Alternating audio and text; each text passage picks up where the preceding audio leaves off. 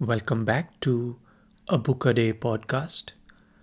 As you know, these days we are discussing, rather narrating, the folk tales from different parts of India. And the folk tale that I've got for you today, it's called The Prince and the Hermit, and it comes from Bihar. So, without any delay, let me start narrating this Bihari folk tale for you, which is called The Prince and the Hermit. Here we go. In the state of Bihar, there lived a king who had a son named Bishan, who was not very intelligent. He did not like to study any of the disciplines which a royal prince should learn. In short, he was useless as an heir to the throne. The king was very concerned about him and talked about him to his chief minister's son. Now, this youth was very friendly with the prince, and they spent a lot of their time wandering in the royal gardens just chatting. In their conversations, Bishan told his friend that one could not become wise by staying within a restricted environment enclosed by high walls and secured gates, and therefore one needed to travel. The minister's son saw the king and informed him of what the prince had told him. Now at least the king was pleased to hear of a solution, and he made preparations for his son to set out on his travels. The royal astrologer indicated the auspicious time for leaving the palace. The prince took leave of his parents and, saying farewell to his friend, went on his way. After he had travelled some distance, he reached a forest and, wandering through it, saw a hermit sitting under a tree in meditation with his eyes closed. His body was entirely covered by an anthill, and only his closed eyes were visible. The prince completely cleaned the body of the ant soil and cleaned the area where the hermit was sitting. Then he decided to attend the hermit and brought him water. The hermit had been performing penance for a full 10 years. Now it had come to an end. He opened his eyes and saw how clean the area was and was pleased with that. He said, "I see someone has served me well and attended to me. Let that person come before me." The prince walked slowly towards him and stood in front of him with folded hands. Then the hermit uttered these words, "I am very pleased with you. You may ask for a boon." The prince thought for a moment and said, "Holy sir, you may kindly give me some wisdom." The holy man agreed and said, "Remember these 3 things and it will serve you well. Do not travel alone. Do not sit or lie down on a seat given to you without examining it thoroughly.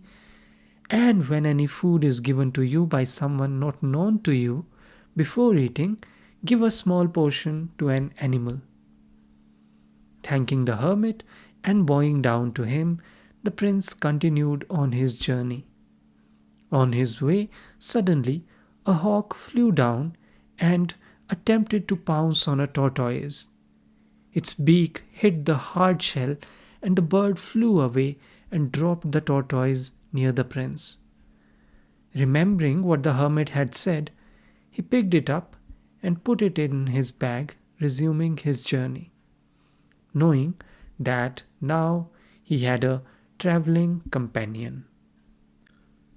At midday, when the sun was very hot, he decided to rest under a tree. Under the tree, in a crevice, lived a cobra who had 2 friends, a crow and a fox. Whenever anyone came under the tree, The crow would caw loudly. Then the fox would howl, running up and down. The snake would then come out and bite the person. Once he was dead, the crow and the fox would make a meal of the dead body. The prince lay under the tree and the snake crawled out and bit him. The crow pecked the eyes of the dead prince. The tortoise, seeing this, grabbed the crow by its neck and began to strangle it. The crow pleaded for mercy, whereupon the tortoise made it promise to bring the prince back to life. The crow cawed again, and the fox howled. And then the snake came out and sucked the poison out of the body of the prince. He opened his eyes and just thought that he had slept for a long time. The tortoise explained what had happened and asked the prince to kill the snake. The prince killed it with one stroke, and the two of them resumed their journey. On their way, they came across a pond where the tortoise asked the prince to let him go home. He then placed him on the bank of the pond, whereupon the tortoise dived into it. The prince, traveling further, came to a city where lived the family of an impostor. He had 4 sons and 2 daughters who were clever astrologers. Whenever a stranger passed their house, the girls foresaw that what amount of money he carried. The 4 sons stood near the 4 gates to the city and tried to cheat travelers and even rob them without their knowledge. Their father, the great impostor, stood by the junction of the 4 roads and accosted any traveler. The big impostor saw the prince approaching, and being told in advance by his daughter that the prince was carrying 4 rubies, stopped him and invited him to his house. The prince, being pleased to have some rest, eventually agreed to stay the night there. The impostor showed him to a room with a bed covered with a beautiful coverlet. As he was about to get into bed, he remembered what the hermit had told him and lifted the bedspread. He found that the bottom of the bed was woven with cords that would break with slightest weight on them, and right under this spot was a hole in the floor which anyone sleeping there would fall into. In the morning, when the impostor saw him, he was very surprised, and then poisoned the food and gave it to the prince. He, following the hermit's advice, gave a small portion of it to a dog in the street. The dog ate it and died immediately.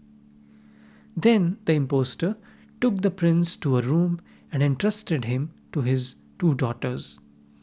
The youngest daughter fancied the prince and promised to save him if he promised to marry her.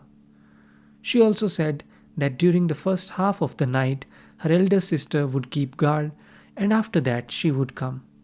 Therefore, she told him to try to stall her sister and wait until she came. The elder sister came to the room, tied the prince, and sat on him, and threatened to kill him with a knife if he did not give her the jewels. At this point, the prince related the story of the bird catcher and his hawk. He told the story elaborately, taking a long time. This way, he killed time until the younger sister came. The older sister told her, "This man has killed time telling me stories and did not give me the rubies." When the elder sister had gone away, the younger sister made the prince promise to marry her and said she would save his life. The prince consented. She then asked the prince to go to the stable where there would be 2 camels, a fat one which could run 50 miles a day and a thin one which could run 100 miles a day. The prince took the fat one. When she saw that the prince had chosen the slower camel, the girl was disappointed, but she had no other choice. She collected her belongings and left with the prince.